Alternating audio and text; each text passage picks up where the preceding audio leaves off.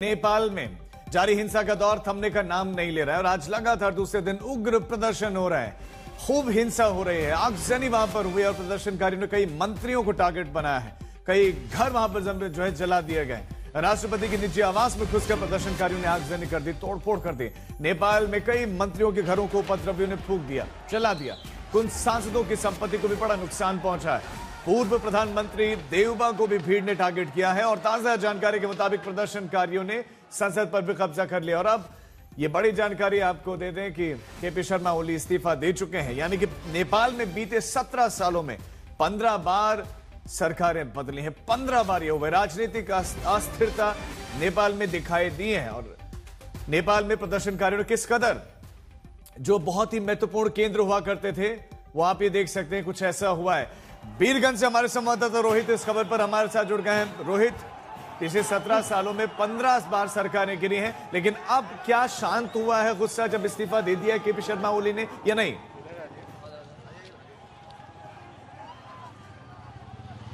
बिल्कुल भी नहीं। प्रधानमंत्री केपी शर्मा ओली ने इस्तीफा ज़रूर दे दिया है, लेकिन उसका असर जो है अभी देखने को नहीं मिल रहा है। काठमांडू भी जल रहा है, साथ ही साथ बीरगंज भी जल रहा है। और मेरे पीछे आप देखिए, ये घंटाघर चौक की तस्वीरें हैं। ये पूरा रोड आप देख लीजिए, ये ताज़ा हिंसा अभी हुई है। ये देखिए आप, ये जो आगजनी यहाँ पर की गई है, बैरिकेडिंग को जलाया गया है और यहाँ सड़कों पर आप देखिए किस तरीके से पत्थरबाजी की गई है और पुलिस का यहाँ पर नामो निशान नहीं है, क्योंकि पुलिस को यहाँ से खदेड़ दिया गया है। इतनी ज़्यादा संख्या में जो प्रदर्शनकारी यहाँ पर पहुँचे थे, उसके बाद आप देखिए किस तरीके से इस चौक पर यहाँ पर आप आइए देख सकते हैं कि यहाँ पर आगजनी की गई है। और ये तस्वीरें अपने आप में दिखा रही है कि किस तरीके से केपी शर्मा ओली के इस्तीफे के बावजूद भी हालात नेपाल में सुधरने का नाम नहीं ले रहे हैं। लोगों की नाराज़गी जो है वो ख़त्म नहीं हो रही है और किस तरीके से आप देखिए यहाँ पर लगातार यहाँ पर आगजनी चल रही है। कुछ स्थानीय लोग हमारे साथ मौजूद हैं, उनसे ही बात करते हैं। प्रधानमंत्री का इस्तीफा हो गया है, उसके बावजूद भी लोग, क्या आप लोग खुश हैं इससे? क्या ये प्रदर्शन अब शांत हो जाएगा? अभी भी जन आक्रोश तो हम लोग के अंदर भरा हुआ ही है। ये इससे अभी हम लोग को खुशी नहीं है जब तक कोई स्थायी सरकार गठन ना हो। मगर ये जो पुरानी जितनी भी बूढ़े लोगों की सरकार है, ये नहीं चाहिए।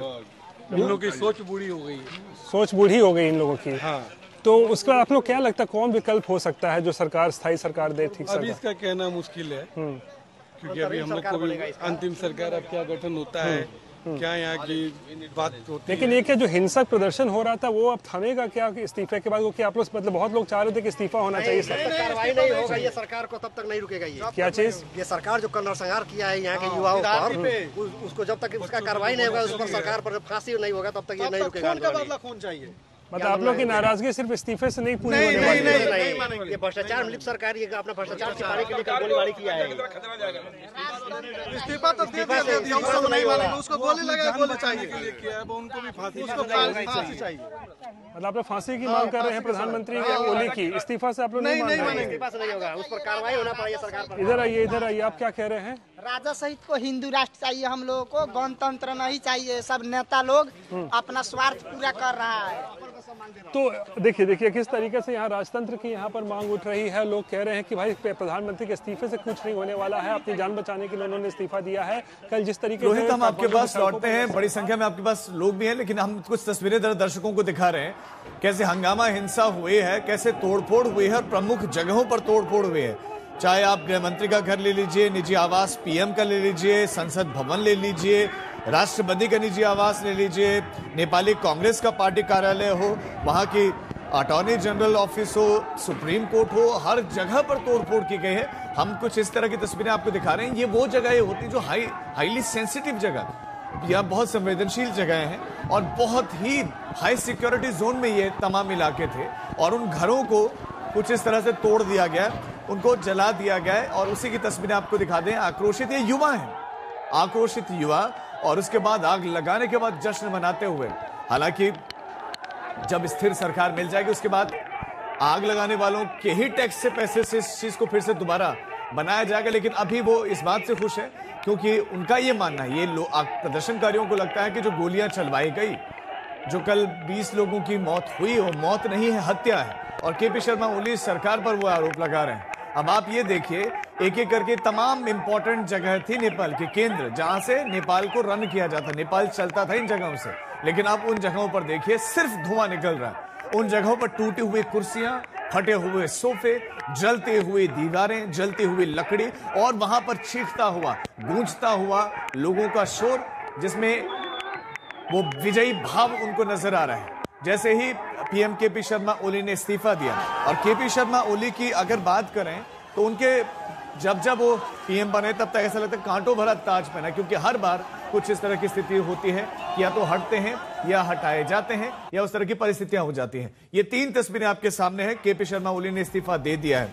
केपी शर्मा ओली साल 2015-16 में पीएम बने, फिर उसके बाद फिर हटे तो फिर 21-22 में फिर बने, फिर वो जो है 2021 में बने, फिर इस तरह कुल 4 बार जो है वो पीएम बने। और फिर इस तरह की सिचुएशन आती है कि या तो इस्तीफा देना पड़ता है या गठबंधन में साथ नहीं होता है। पथराव, आगजनी, तोड़फोड़, सिंह दरबार नेपाल का जो है वो भी सुलगता हुआ दिखाई दे। ये तस्वीरें हैं कुछ जो हम आपको दिखा रहे हैं। पूरे नेपाल भर से अलग अलग जगहों से ऐसी तस्वीरें आई हैं जहां पर युवा बिना हिचकिचाहट के, अब ऐसा लगता था कि अंतिम लड़ाई के लिए सड़क पर आ गया है, और हाथ में नेपाली झंडा भी आपको लोगों के दिखाई देगा। ये यूथ है, ये सोशल मीडिया से बात निकली और उसके बाद ये आगे बढ़ती चली गई।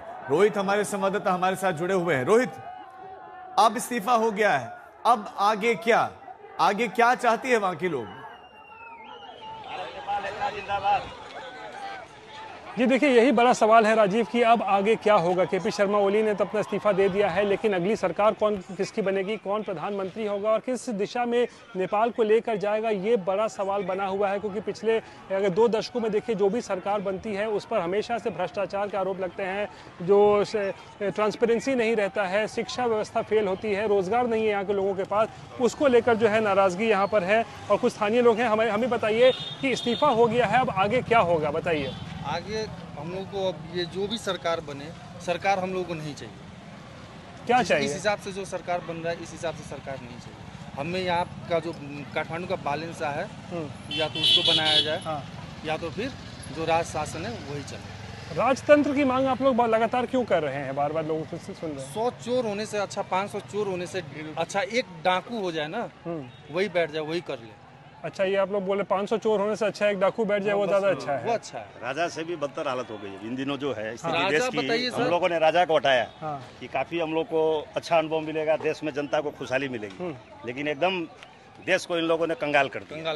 10 लाख से विदेशी एयरपोर्ट से नेपाल में आ रही है, नेपाली जो जनता विदेश में जाके काम कर रही है, 10 लाख काठमांडू डेली पहुंच रही है, तो कोई विकल्प ही नहीं है। और हम लोग चाहते हैं कि भारत और नेपाल का मैत्रीपूर्ण संबंध रहे। ओली जी ने क्या है कि भारत नेपाल के संबंध को एकदम बिगाड़ने का भरपूर प्रयास किया गया। जितना उनको खुशी मिलती थी भारत नेपाल के संबंध को बिगाड़ के, आज वो मोदी जी से नहीं बोल रहे हैं कि काठमांडू तक रेल चला दीजिए, मेट्रो चला दीजिए हेटोड़ा तक।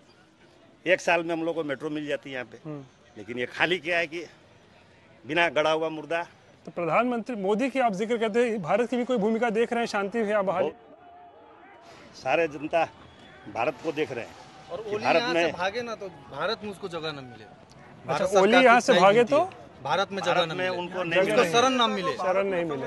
जब देख रहे हैं ये एक नाराजगी, किस तरह की नाराजगी है। आप देखिए कि केपी ओली शर्मा ओली जो है उनके भागने की खबर आ रही है, तो यहाँ लोग ये भी कह रहे हैं कि भारत को कम से कम उनको जो है शरण नहीं देना चाहिए। लेकिन इन सब के बीच में अभी भी जो देख सकते हैं, नेपाल में हिंसा जारी है, आगजनी हो रही है, पत्थरबाजी हो रही है, और लोगों का यही साफ तौर पर मानना है कि इस्तीफा देकर केपी शर्मा ओली ने केवल अपनी जान बचाने की कोशिश की है। और ये आगजनी इस बात की तस्दीक करती है कि हालात नेपाल में अभी आने वाले दिनों में सुधरने वाले नहीं हैं। कम से कम कुछ वक्त लगेगा, जिससे पहले की जब हालात जो है नेपाल में, इस बात का हम अंदाजा लगा सकते हैं कि कितनी गुजर रही होगी लोगों पर कि वो ये कह रहे हैं कि 500 चोरों से बेहतर है एक डाकू होना।